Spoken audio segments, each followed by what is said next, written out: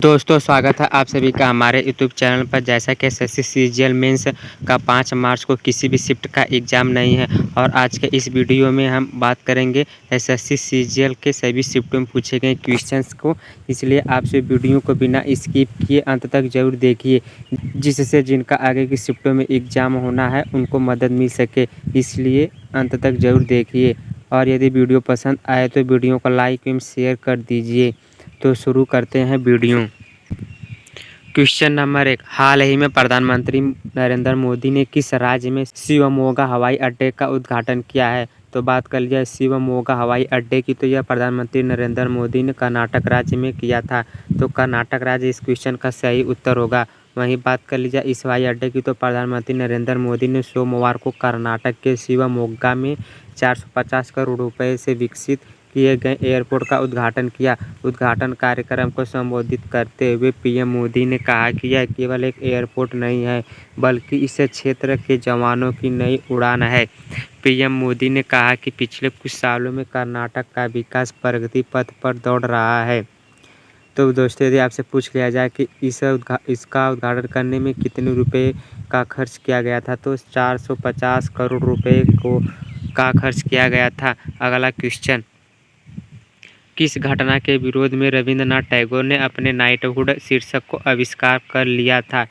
तो बात कर ली जाए रविंद्रनाथ टैगोर की, तो रविंद्रनाथ टैगोर ने जलियांवाला बाग नरसंहार के विरोध में 1919 में ब्रिटिश सरकार को दरअसल अर्थात नाइटहुड की उपाधि लौटा दी थी, जिसमें ब्रिटिश सेना के हाथों 379 निर्दोष लोग मारे गए तथा जलियांवाला बाग हत्याकांड, जिसे अमृतसर नरसंहार भी कहा जाता है, यह घटना 13 अप्रैल 1919 को हुई थी। तो जलियांवाला बाग नरसंहार इस क्वेश्चन का सही उत्तर होगा, क्योंकि इसमें रविंद्रनाथ टैगोर ने अपने नाइटहुड की उपाधि को त्याग दिया था। एवं यदि आपसे पूछ लिया जाए कि जलियांवाला बाग कब हुआ था, तो यह 13 अप्रैल 1919 ईस्वी को पंजाब के अमृतसर में हुआ था। अगला क्वेश्चन, संपत्ति का अधिकार मौलिक अधिकार के रूप में किस संशोधन द्वारा समाप्त किया गया? तो बात कर लीजिए संपत्ति के अधिकार की, तो भारतीय संविधान के अनुच्छेद 31 में संपत्ति के अधिकार का वर्णन था, किंतु 44वें संविधान संशोधन 1978 के द्वारा संपत्ति के अधिकार को मौलिक अधिकार से विधिक अधिकार में परिवर्तित कर दिया गया।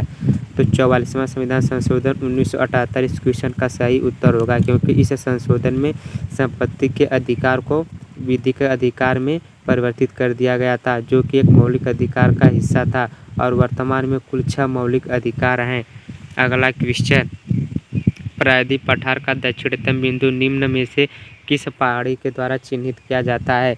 तो बात कर लीजिए प्रायद्वीप पठार की, तो इसका दक्षिणतम बिंदु नीलगिरी पहाड़ी को चिन्हित करता है। तो नीलगिरी इस क्वेश्चन का सही उत्तर होगा।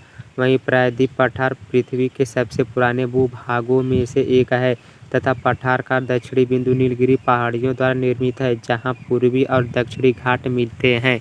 अगला क्वेश्चन, भारत की अमूर्त सांस्कृतिक विरासत की यूनेस्को सूची में निम्नलिखित में से कौन सा नहीं है?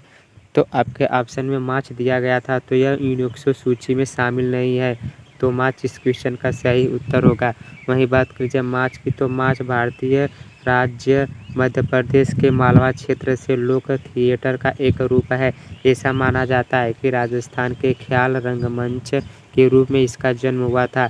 यह अमूर्त सांस्कृतिक विरासत की यूनेस्को सूची में मौजूद नहीं है। अगला क्वेश्चन, किस संवैधानिक संशोधन बिल द्वारा भारत में मतदान की आयु 21 वर्ष से घटाकर 18 वर्ष कर दी गई थी? तो बात कर लीजिए मतदान की आयु की, तो यह 61वां संविधान संशोधन के द्वारा 21 वर्ष से घटाकर 18 वर्ष कर दी गई थी और यह संशोधन 1989 में हुआ था। इस संशोधन से मताधिकार की आयु 21 वर्ष से कम करके 18 वर्ष कर दी गई थी। तो 61वां संविधान संशोधन इस क्वेश्चन का सही उत्तर होगा। अगला क्वेश्चन, संविधान के अनुसार लोकसभा के स्पीकर को उसके पद से कैसे हटाया जा सकता है? तो बात कर लीजिए लोकसभा के स्पीकर की, तो यह सदन के सभी सदस्यों के बहुमत द्वारा प्रस्ताव पारित करके किया जा सकता है, क्योंकि लोकसभा अध्यक्ष का कार्यकाल लोकसभा विघटित होने तक होता है। कुछ स्थितियों में वह इससे पहले भी पद मुक्त हो सकता है। लोकसभा अध्यक्ष को लोकसभा के प्रभावी बहुमत द्वारा हटाया जा सकता है, परंतु 14 दिन पहले इसकी सूचना लोकसभा अध्यक्ष को देनी आवश्यक है। अर्थात जब सदन के लोकसभा अध्यक्ष को हटाया जाता है तो उसे सबसे पहले 14 दिन से पहले उसको सूचना दी जाए कि वह इस पद से हटाया जाएगा। तो सदन के सभी सदस्यों के बहुमत द्वारा प्रस्ताव इस क्वेश्चन का सही उत्तर होगा। अगला क्वेश्चन, हाल ही में कतर ओपन टेनिस 2023 का टाइटल किस खिलाड़ी ने जीता है? तो बात कर लीजिए कतर ओपन टेनिस 2023 के खिताब की, तो इसका टाइटल डेनियल मेदवेदेव ने जीता है। तो डेनियल मेदवेदेव इस क्वेश्चन का सही उत्तर होगा।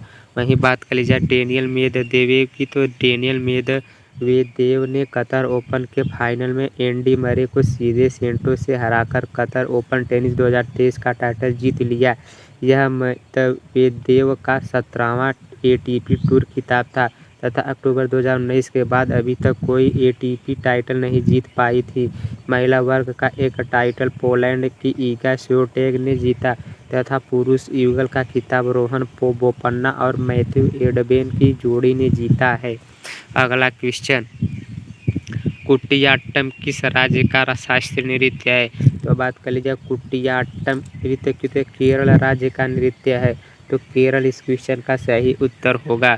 अगला क्वेश्चन, लोकसभा का सदस्य बनने के लिए उम्र कितनी होनी चाहिए? तो बात कर लीजिए लोकसभा की, तो लोकसभा के लिए उम्मीदवार की न्यूनतम आयु 25 वर्ष व राज्यसभा के लिए 30 वर्ष होनी चाहिए। तो 25 वर्ष इस क्वेश्चन का सही उत्तर होगा। वहीं राष्ट्रपति की बात कर ली जाए तो राष्ट्रपति पद हेतु उम्मीदवार की न्यूनतम आयु 35 वर्ष होनी चाहिए एवं उपराष्ट्रपति की बात की जाए तो उपराष्ट्रपति बनने के लिए न्यूनतम आयु 35 वर्ष होनी चाहिए तथा राज्यपाल की बात की जाए तो राज्यपाल बनने के लिए न्यूनतम आयु भी 35 वर्ष होनी चाहिए और वह भारत का नागरिक हो। एवं मुख्यमंत्री की बात की जाए तो भारत में किसी भी राज्य का मुख्यमंत्री बनने के लिए व्यक्ति की आयु कम से कम 25 वर्ष या उससे अधिक होनी चाहिए। अगला क्वेश्चन, डीआरडीओ के अध्यक्ष समीर कामत की जगह पर कौन बने हैं? तो बात कर लीजिए डीआरडीओ की, तो प्रतिष्ठित एयरोस्पेस वैज्ञानिक डॉक्टर जी सतीश रेड्डी जो रक्षा मंत्री के वैज्ञानिक सलाहकार हैं को 2 साल की अवधि के लिए रक्षा अनुसंधान एवं विकास संगठन डीआरडीओ का नया अध्यक्ष नियुक्त किया गया है। तो जी सतीश रेड्डी इस क्वेश्चन का सही उत्तर होगा। वहीं बात कर लीजिए डीआरडीओ की, तो डीआरडीओ का गठन 1958 में किया गया था एवं डीआरडीओ का full form defence research and development organisation अर्थात रक्षा अनुसंधान एवं विकास संगठन होता है तथा मुख्यालय की बात की जाए तो इसका मुख्यालय दिल्ली के राष्ट्रपति भवन के निकट ही सेना भवन के सामने डीआरडीओ भवन में स्थित है एवं इसकी एक प्रयोगशाला महात्मा गांधी मार्ग पर उत्तर पश्चिम दिल्ली में स्थित है। तो इसका मुख्यालय भारत के दिल्ली में स्थित है। अगला क्वेश्चन, प्लासी का युद्ध कब हुआ था? तो बात की जाए प्लासी के युद्ध की, तो प्लासी का युद्ध 23 जून 1757 ईस्वी को हुआ था। तो 23 जून 1757 ईस्वी इस क्वेश्चन का सही उत्तर होगा। वहीं बात कर ली जाए इस युद्ध की, तो इस युद्ध में एक और ब्रिटिश ईस्ट इंडिया कंपनी की सेना थी तो दूसरी ओर थी बंगाल के नवाब की सेना तथा कंपनी की सेना ने रॉबर्ट क्लाइव के नेतृत्व नवाब सिराजुद्दौला को हरा दिया था। अर्थात यदि पूछ लिया जाए कि प्लासी के युद्ध में किसे हराया गया था तो प्लासी के युद्ध में सिराजुद्दौला को रॉबर्ट क्लाइव के नेतृत्व में हरा दिया गया था। अगला क्वेश्चन, हम्पी उत्सव किस राज्य में मनाया जाता है? तो बात कर लीजिए हम्पी उत्सव की, तो हम्पी डांस फेस्टिवल कर्नाटक में मनाया जाता है। हम्पी जिसे हम्पी में स्मारकों के समूह के रूप में भी जाना जाता है, यह एक यूनेस्को विश्व विरासत स्थल है जो तुंगभद्रा नदी के तट पर पूर्व मध्य कर्नाटक में स्थित है और यह 14वीं शताब्दी में विजयनगर साम्राज्य की राजधानी भी थी। तो कर्नाटक राज्य इस क्वेश्चन का सही उत्तर होगा। वहीं यदि आपसे पूछ लिया जाए कि हम्पी किस राज्य की राजधानी थी तो यह विजयनगर साम्राज्य की राजधानी भी थी। अगला क्वेश्चन, हाइपरलिंक की शॉर्टकट की क्या होती है? तो बात की जाए हाइपरलिंक की, तो MS ऑफिस में हाइपरलिंक डालने के लिए कंट्रोल+ के शॉर्टकट की का उपयोग किया जाता है। तो कंट्रोल+ के इस क्वेश्चन का सही उत्तर होगा। अगला क्वेश्चन, विंडो को रिफ्रेश करने की शॉर्टकट की क्या होती है? तो बात की जाए विंडो को रिफ्रेश करने की, तो कंप्यूटर को रिफ्रेश करने के लिए माउस से राइट क्लिक किया जाता है और मेन्यू में से रिफ्रेश को सेलेक्ट किया जाता है या कीबोर्ड से शॉर्टकट की F5 का प्रयोग कर रिफ्रेश किया जाता है। इस प्रकार विंडो को रिफ्रेश किया जाता है। तो पर आपसे शॉर्ट की पूछा गया था, तो शॉर्ट की F5 होता है। अगला क्वेश्चन, कंप्यूटर के CPU में मेन मेमोरी क्या होती है? तो बात की जाए कंप्यूटर की CPU की, तो प्राइमरी मेमोरी कंप्यूटर की मेन मेमोरी होती है, जो CPU का भाग होती है। और CPU में लगे होने के कारण इस मेमोरी को इंटरनल मेमोरी भी कहा जाता है। एवं प्राइमरी मेमोरी को सेमीकंडक्टर अर्धचालक पदार्थ से बनाया जाता है। कंप्यूटर में चल रहे करंट वर्क इस मेमोरी में स्टोर होते हैं। तो प्राइमरी मेमोरी इस क्वेश्चन का सही उत्तर होगा। वहीं बात कर ली जाए CPU की, तो इसका full form central processing unit होता है।